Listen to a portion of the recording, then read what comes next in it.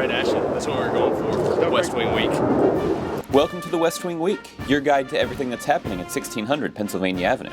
But first, a brief message from foodsafety.gov. Hello, I'm Agriculture Secretary Tom Vilsack. This summer, do your best to keep food out of the danger zone. Keep cold food cold, below 40 degrees, and hot foods hot by cooking thoroughly and serving right away. This week, June 25th to July 1st, or Home of the Kringle.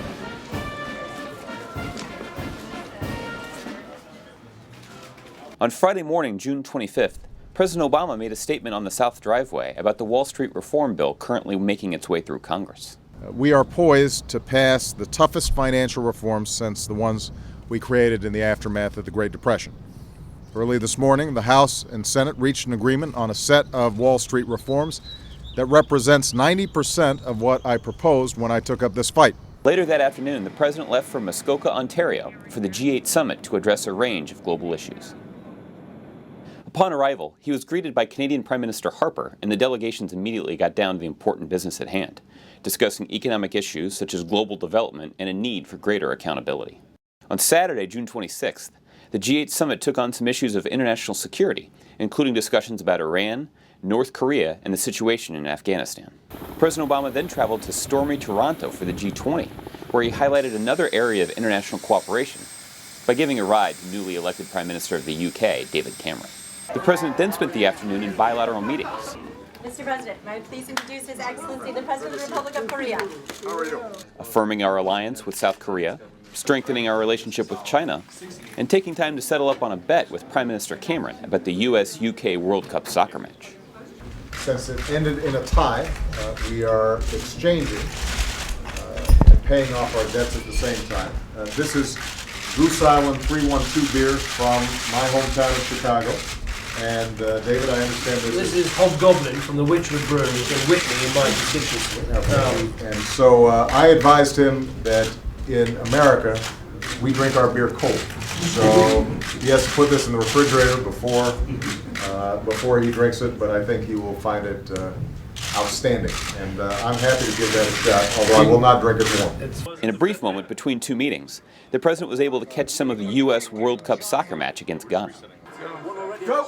Go, go, go! Go, go! Take a shot! Oh! Come on, man! The U.S. went on to lose a close game, 2-1. On Sunday, June 27th, the G20 summit was in full swing, with President Obama attending plenary sessions focused on the global coordination for economic recovery. If we act in a coordinated manner and avoid pitfalls, this could mean global output raised by $4 trillion, the creation of 52 million new jobs, and 90 million people lifted out of poverty. After taking part in the formal leader's portrait or family photo, the president hunkered down for more bilaterals, highlighting America's cooperation with Indonesia, our strategic partnership with India, and celebrating the 50th anniversary of our alliance with Japan. On his way to a press conference, President Obama ran into Prime Minister Harper. Well, thanks for your hospitality. Well, thanks for all your help. Good, good. No, I thought you did great work, and I think the results are good. So. The president then spoke to the press on the accomplishments of the summit and the role the U.S. will take. In the United States, we are committed, above all, to leading by example. And because of the steps that we've taken to get our economy moving, we are growing again, and this growth is beginning to translate into job creation. Then it was time to leave for sunny Washington, D.C. On Monday, June 28th, with the flag over the White House flying at half-staff for the passing of Senator Robert Byrd, the president held a series of meetings. That afternoon, he met with the winners of the 2010 Math Counts National Competition in the Oval Office.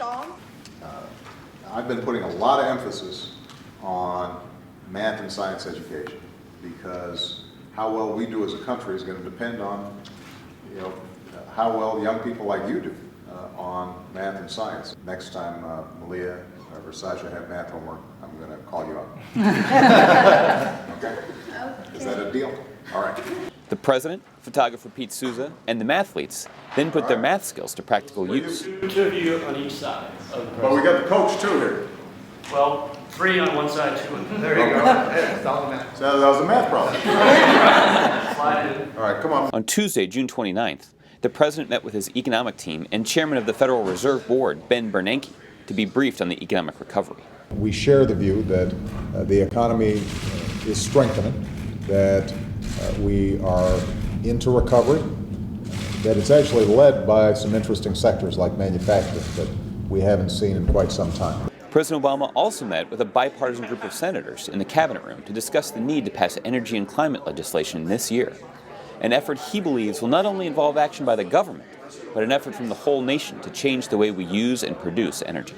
Later, the president welcomed King Abdullah to the White House, still in the hemisphere after the G20 in Toronto. They discussed a range of issues, including the Middle East peace process, the situation in Afghanistan, and our continued cooperation against al-Qaeda. On behalf of the American people, welcome. We appreciate your friendship and we appreciate your good counsel and look forward to continuing to work together to strengthen the strong bonds between our two countries. On Wednesday, June 30th, President Obama traveled to Racine, Wisconsin, where he grabbed a local pastry called a Kringle from O&H Bakery before holding a town hall meeting to discuss the state of the economy and the usual posturing that comes with doing business back in Washington. The leader of the Republicans in the House said that financial reform was like, I'm quoting here, using a nuclear weapon to target an ant. That's what he said. He compared the financial crisis to an ant.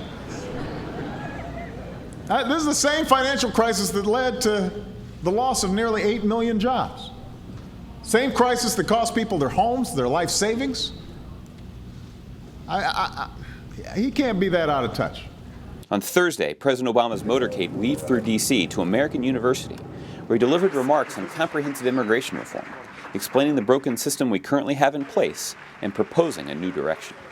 Now, stopping illegal immigration must go hand in hand with reforming our creaky system of legal immigration. Later that afternoon, the president signed the Iran sanctions bill into law, imposing the toughest set of sanctions ever put in place on Iran. In the entire world, there is only one signatory to the NPT, only one, that has been unable to convince the International Atomic Energy Agency that its nuclear program is for peaceful purposes. One nation, and that nation is Iran. To find out more information on any of these topics or to see complete videos of these events, go to whitehouse.gov. And thanks again for checking out your West Wing Week. By the way, I have a math question for you. Okay, what's the math question? Okay, this is called the Oval Office, Yes. right? Is it an oval? Or you want me to give you like what's the diameter of it or something? No. Where are the foci of the oval? See, don't embarrass me.